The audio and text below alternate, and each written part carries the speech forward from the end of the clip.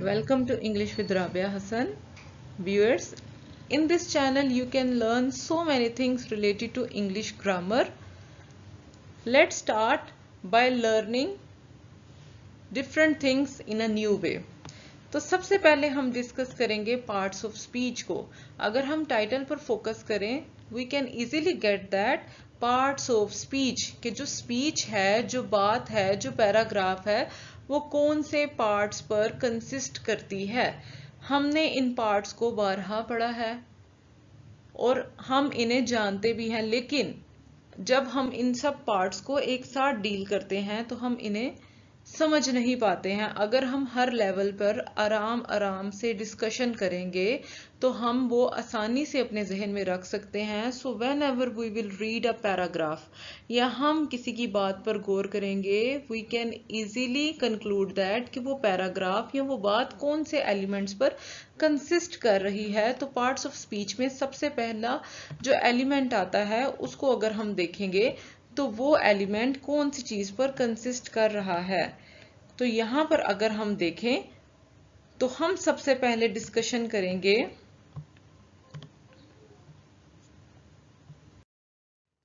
हम इन 8 parts of speech को देखेंगे कि इनमें कौन से पार्ट्स आते हैं और उनकी डेफिनेशन क्या है, उनका एक्सप्लेनेशन, और we will try to get them with the help of different easy examples. अब हम पहले पार्ट पर देखें तो उसमें है noun.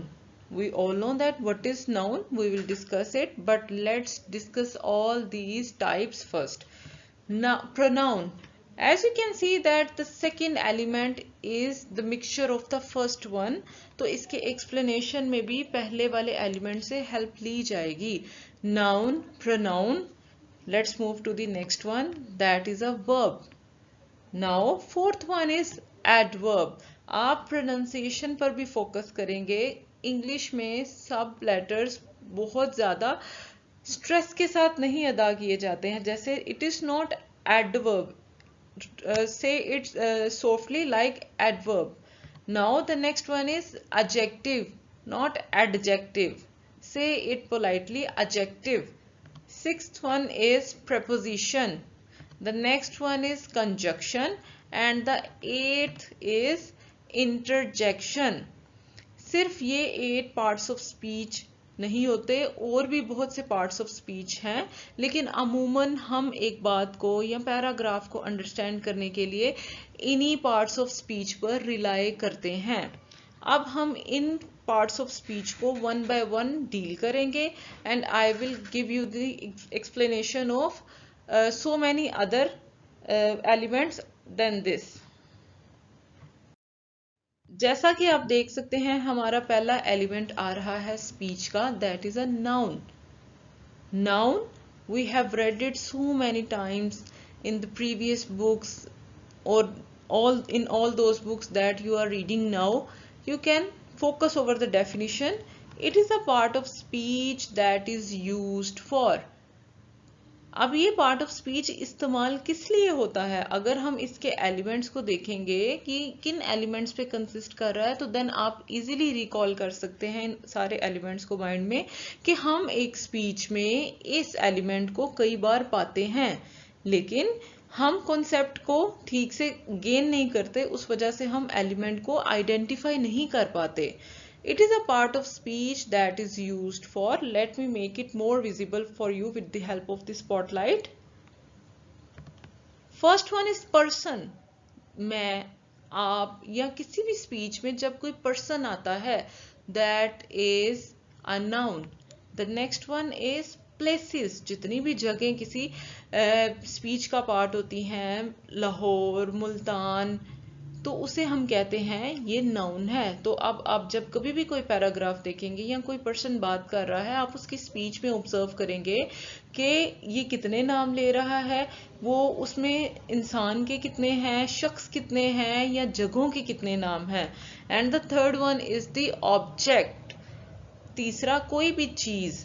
जब हम किसी स्पीच में कोई चीज लिखते हैं, for example you can take the example of a ball, chair, table. तो ये हम नाउन के थर्ड टाइप को डिस्कस करेंगे, object. Basically this is the main definition of the noun. It is a part of speech that is used for persons, places, objects. जहां कहीं पर भी आप इन तीन चीजों को देखें तो आप समझ लीजिए कि हम नाउन को डिस्कस कर रहे हैं। अब other than these three parts, अब हम कंडीशंस को भी डिस्कस करते हैं, लेकिन पहले हम इन्हीं तीन पार्ट्स पर फोकस करेंगे। After that when we will discuss the noun in a detailed manner, तो तब हम उन कंडीशंस को डिस्कस करेंगे कि नाउन में पर्सन, प्लेसेस और ऑब्जेक्ट के अलावा जो कंडीशंस आ रही हैं उन्हें हम कैसे नाउन के तौर पर इस्तेमाल कर सकते हैं किसी स्पीच में। So this is all about the noun. Now move to the next one. मैं आपको कुछ एग्जाम्पल्स शो करूंगी नाउन की। With the help of these examples your concept will be more clear in your mind. For example, person, places और object. Basically जब हम किसी भी चीज को उसकी एग्जाम्पल से फॉलो करते हैं तो वो चीज माइंड में एब्सॉर्ब इजीली हो जाती है। आप देखें पर्सन्स, इसमें क्या लिया जा सकता है? We can take that boy, pilot, child, dad, father, mother, grandfather. There are so many examples of the persons. Now move to the places, school, home, playground, zoo. और ऑब्जेक्ट्स में book, flower, shoe, pencil. So these are all the examples of noun. अब हम ये अंदाजा कर सकते हैं कि किसी एक पार्ट ऑफ स्पीच में नाउन कहाँ कहाँ पर भी आता है और उन्हें हम कैसे डील करेंगे कि वो पर्सन, प्लेसेस और ऑब्जेक्ट में कैसे अपने आप को डिस्ट्रीब्यूट करता है। This is all about noun. अब हम अगली स्लाइड पर चलते हैं और हम देखते हैं कि नाउन से नेक्स्ट लेवल पर, जैसे मैं आपको पहले बता चुकी हूं, कौन सी चीज आ रही है और उसे हम नाउन की हेल्प से कैसे डिस्कस करेंगे। तो अगली स्लाइड में हम ये चीज ऑब्जर्व करेंगे कि हमारे पास सेकंड वन प्रोनाउन आ रहा है, जैसे कि हम शुरू में ही डिस्कस कर चुके हैं। After noun I have given you the next part, that is pronoun. Why I have taken it as the next part? Because it is the mixture of the noun. You can see noun, but noun के start में pro आ गया है। pro means पहले। तो हम देखते हैं कि इंग्लिश में जितनी भी टर्म्स आती हैं उनका हिडन मीनिंग होता है। अगर हम उसी से ही उसे रिसीव कर लें उसके मीनिंग को, तो हमें वो हमेशा के लिए माइंड में एब्जॉर्ब करना आसान हो जाता है। कैसे? I will teach it how. आप अगर देखें तो यहाँ पर आपको पहली चीज जो नजर आएगी वो क्या है डेफिनेशन में? It is a word used to replace nouns and noun phrases. अब बहुत से बच्चे फ्रेजेस का मीनिंग नहीं जानते, या हमारे व्यूअर्स फ्रेजेस का मीनिंग नहीं जानते। तो फ्रेजेस में मैं आपको ये चीज इजीली एक्सप्लेन कर सकती हूँ कि हमारा जो एक सेंटेंस होता है वो डिफरेंट पार्ट्स में डिस्ट्रीब्यूट किया होता है। जैसे आपको पता होगा कि कोई भी सेंटेंस का पार्ट जो सब्जेक्ट को रखता है, जैसे I am writing a letter, I am writing a letter, तो इसमें आई सब्जेक्ट है। अगर मैं जुमले में से आई हटा देती हूँ, काम करने वाले को हटा देती हूँ, राइटिंग अ लेटर, तो हमें नहीं पता लग सकता कि ये खत किसको लिखा जा रहा है। लिखने वाले का नहीं पता, बस इतना पता है कि एक चीज की जा रही है, वो कौन कर रहा है वो उसमें प्रेजेंट नहीं है। तो देन उसको हम कहेंगे कि ये सेंटेंस का फ्रेज है, because in this part subject is missing. तो मैं अब डेफिनेशन को रिपीट करती हूँ आपके लिए।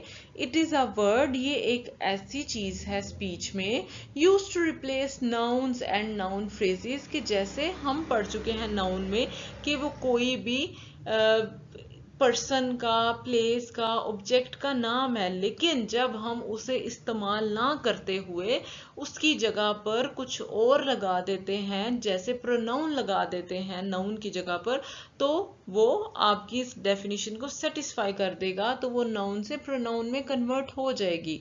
लेकिन कैसे? I will teach it you with the help. आप अगर देखें तो आपके पास क्या आता है, एग्जाम्पल ऑफ प्रोनाउंस में, एग्जाम्पल्स ऑफ प्रोनाउन में आपका कॉन्सेप्ट क्लियर हो जाएगा। आप अगर देखें Ali is my best friend, अब मुझे पता है मेरे व्यूअर्स इजीली जानते हैं कि अली नाउन की एग्जाम्पल है। We have read it before this slide.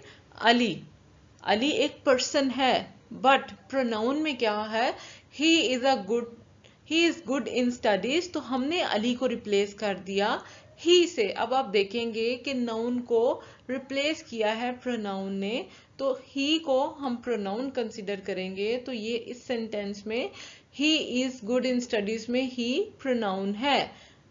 अब सेकेंड एग्जाम्पल से हम इसको और ज्यादा क्लियर करेंगे। Sara and Zara, we know that Sara and Zara noun का पार्ट है, because these are the names of personalities और persons. Sara and Zara are my class fellows, लेकिन हम इसे प्रोनाउन में कैसे कन्वर्ट करेंगे? हमने सारा और जारा में इन अल्फाज को हमने रिप्लेस कर दिया दे से। They are good at playing, अब हम इन नेम्स को यूज नहीं कर रहे, हम इनको दे से रिप्लेस कर रहे हैं, तो यहाँ पर दे प्रोनाउन है। आई होप आपको इजीली अंडरस्टैंड हो गया होगा कि नाउन से प्रोनाउन में कैसे स्विच करना है। We have read noun and pronoun, and now this is the time to move towards the next part of the speech. The next part of speech is verb. Verb is very important part of the sentence. Without verb we cannot get that what a person is doing in a sentence. हम नहीं identify कर सकते कि एक जुमले में क्या चीज की जा रही है, तो वर्ब को एक खास अहमियत हासिल है एक जुमले में। Let's discuss its example and definition. It is that part of speech which is used to express action. जब जुमले में कोई काम किया जा रहा है, जब किसी स्पीच में कोई काम किया जा रहा है और स्टेट ऑफ बीइंग या कोई कंडीशन उसके अंदर है जिसमें कुछ हो रहा है, something that is in action, और the relationship between the subject and object in a sentence. Subject काम करने वाले और जो काम किया जा रहा है उसके दरमियान में जो रिलेशनशिप है उसको बिल्ड करते हैं हम वर्ब से। I will repeat it for you. किसी भी सेंटेंस में जो कोई काम किया जा रहा है या काम करने की कैफियत को हम वर्ब से रिलेट करते हैं। इसकी एग्जाम्पल्स इसे और वाज़िया कर देंगी आपके लिए। जैसे कि आप देखते हैं वर्ब की एग्जाम्पल्स में हम क्या चीजें लेंगे। I am going to school, अब इस जुमले में क्या काम किया जा रहा है? You can easily see in the sentence going, जा रहा हूं, जाना, that is a verb. Now move to the next part. I like to swim, मुझे तैरना बहुत पसंद है। यहां पर तैरना नहीं, तैरना एज अ नाउन आया है। लाइक, पसंद कर रहा हूं, something that a person is doing, something that is in the state of action, we can say that it is a verb. I am drawing a sketch, मैं sketch draw कर रहा हूँ। draw करना ये एक verb है। she is walking, वो चल रही है। अब आप देख सकते हैं कि walking यहाँ पर चलना verb के तौर पर आया है कि एक चीज एक्शन में है। Now I will give you the task. अब आप मुझे बताएं she is walking में पार्ट ऑफ स्पीच का कौन सा एक और पार्ट आया है? You have to give me the answer in the comment box. I will say my question again. She is walking में आप क्या ऑब्जर्व करते हैं कि पार्ट ऑफ स्पीच का और कौन सा एलिमेंट प्रेजेंट है? That we have read before this. So it will be easy for you to give me the answer. You have to give the answer in the comment box. This is all about verb. Now we will discuss the fourth element of the part of speech, that is adverb. Now you can see that it is the combination of add and verb. We can easily get that add means to put something, to add something. किसमें कुछ add करना है? verb, action state में कुछ add करना है। तो ये आप देख सकते हैं, अगर आप डेफिनेशन को या वर्ड को रिलेट करेंगे मीनिंग के साथ, तो आप इजीली उस डेफिनेशन को माइंड में रख सकते हैं। कैसे? I will help you. Definition है इसकी, it is the part of speech to modify verb. अब आप अगर फोकस करेंगे इनके वर्ड्स पे, add, we are adding something, किसमें? वर्ब में। हम वर्ब में कुछ ऐड कर रहे हैं। It is a part of speech use to modify verb, जो काम को थोड़ा सा मॉडिफाई कर देता है, जो काम को थोड़ा और अच्छे से एक्सप्लेन कर देता है कि काम किस नोयत का हो रहा है। We can easily get the type of the work. इनकी एग्जाम्पल्स इन्हें और वाज़िया कर दें। आप देखें तो you can get the example of the adverb, she is playing happily. She is playing happily, we can get that. इसमें वर्ब आ रहा है प्लेइंग, वो खेल रही है। There is a verb. कैसे? हैप्पीली, खुश होकर। Underlined word is telling you that this is the description of the verb. ये काम को और एक मतलब दे रहा है। You can get that वो खुश होकर खेल रही है। Now move to the next type. I am eating well. वो खा रही है। कैसे? Well, अच्छे तरीके से खा रही है। ये काम की नोयत बता रही है, इसमें काम की नोयत बताई जा रही है कि काम किस मैनर में किया जा रहा है। ही इज रनिंग फास्ट, वो दौड़ रहा है तेजी से।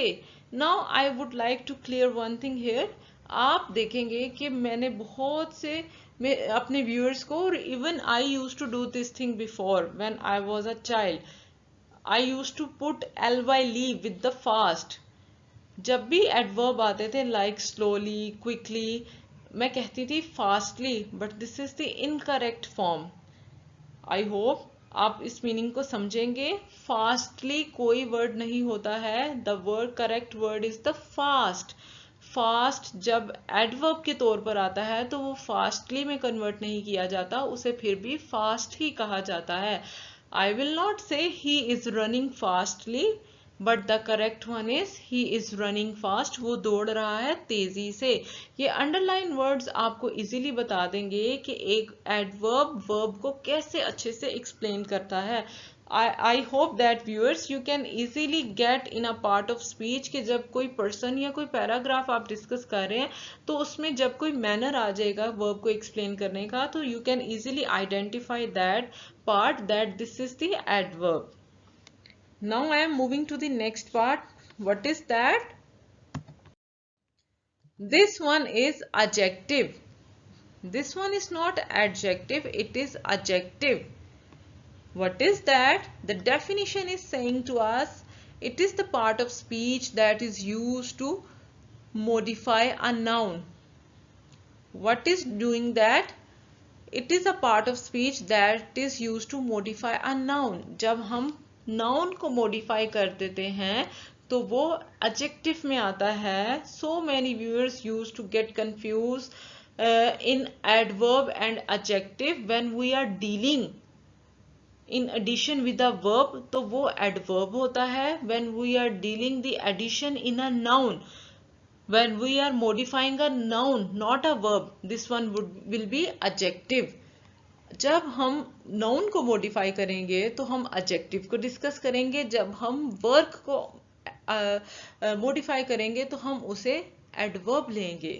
So let's discuss it's example. What is that? Example number 1, she is a charming girl. अब आप देखेंगे she is a charming girl, girl is a noun, we have read it before. charming वो एक charming girl है, दिलकश लड़की है वो एक। this is a sharp knife, ये छुरी, knife is a verb, तेज है। तो तेज क्या है? it is modifying a noun, the noun in this sentence is a knife. That is a huge balloon. She is wearing a colorful dress. So colorful is telling you the type of the noun. It is modifying a noun. I hope you are getting the complete explanation of the adjective in this slide. Now it's turn to move to the next part. What is the next part of the speech? The next one is preposition. Preposition is a different one, but it is not a difficult one. Firstly, we will discuss the definition. It is a part of speech that expresses the relationship between two words. It is telling you that two words are connecting each other. It is giving you the relationship between two words. How? Will tell you the explanation of that. He washes his car on Sunday. अब एक speech में हम on बहुत दफ़ा सुनते हैं, तो मैं अब एक्सपेक्ट करती हूँ कि मेरे व्यूअर्स इजीली अंडरस्टैंड कर लेंगे कि एक स्पीच में जब on आएगा then it would be preposition. He washes his car on Sunday. What do you think of her? Of is the preposition because it is giving you the relationship between think and her. Her house is near the library. I ate ice cream with her. In these sentences, on, of, near, with are the prepositions because these are giving the relationship between their surrounding words. There, like that, there are so many other examples of the prepositions: above, under, at.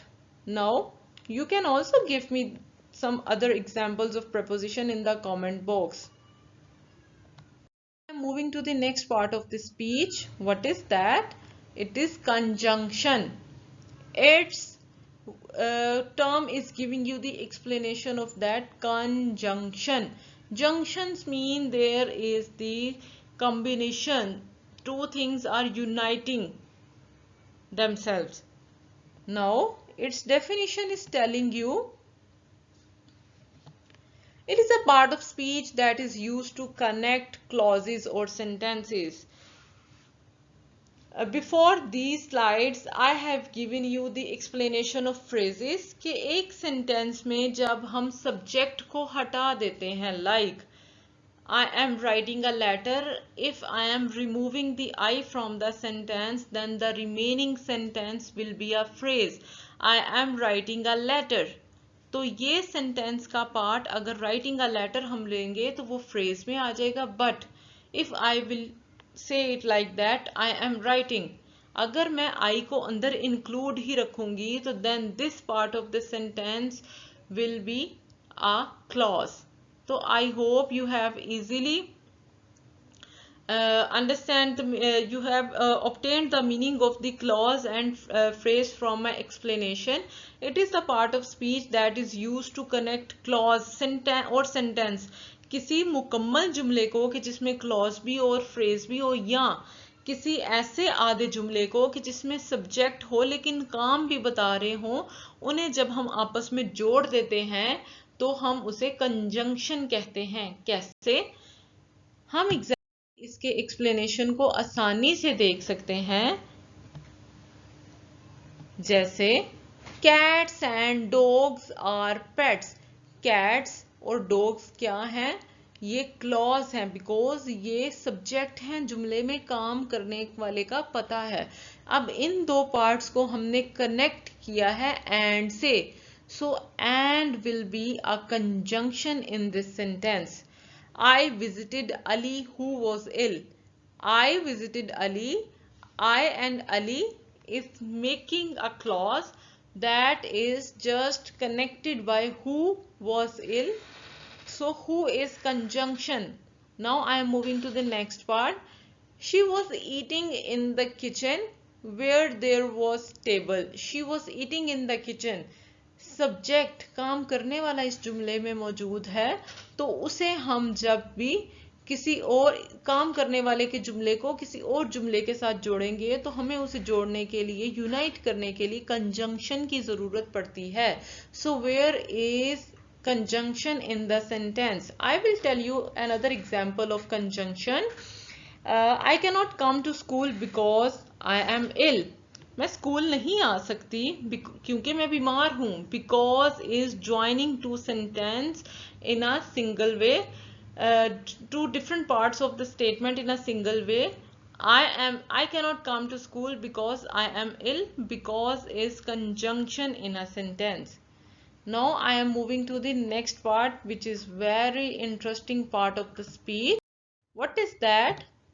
Interjection. Interjection is saying you, we can get it by its definition. What is that? It is a type of emotion, words that used to come out of our mouth at a time of different feeling of joy, sorrow, etc.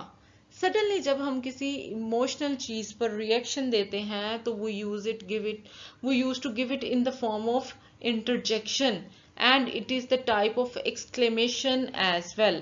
Exclamation basically is a part of punctuation. I used to teach it like आपने alphabet देखा होगा आई. अगर हम आई को flip करते हैं तो उसका डॉट नीचे आकर एक पंक्चुएशन का मार्क बनता है, उसे एक्सक्लेमेटरी मार्क कहते हैं. तो इंटरजेक्शन की सबसे बड़ी आइडेंटिफिकेशन ये होती है कि इंटरजेक्शन हमेशा अपने साथ एक एक्सक्लेमेटरी मार्क रखता है, उल्टा आई रखता है, पंक्चुएशन का साइन रखता है, जो किसी भी इमोशन को एक्सप्रेस करता है, वो इंटरजेक्शन के जुमरे में आती है. I will explain with the help of example. Like you can see examples of interjection. Wow, your dress is pretty. This is a sudden reaction. Wow, you can see that I was talking about that exclamatory mark every statement.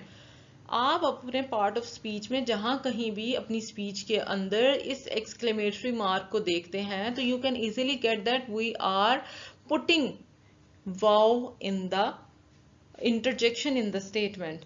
The next one is J. I finally got the first position. J is also giving you the sudden reaction. Alas, I am lost in the jungle. So these are all the examples of interjection. I know you also know so many other forms of interjection. I would love that if you will give me all those examples in the comment section. So viewers, this is all about the part of speech. I can expect from you now all these forms are very clear in your mind. जब कभी भी आप किसी part of speech को देखेंगे you can easily identify all these parts of speech. So this is all about that. Allah Hafiz to all of you.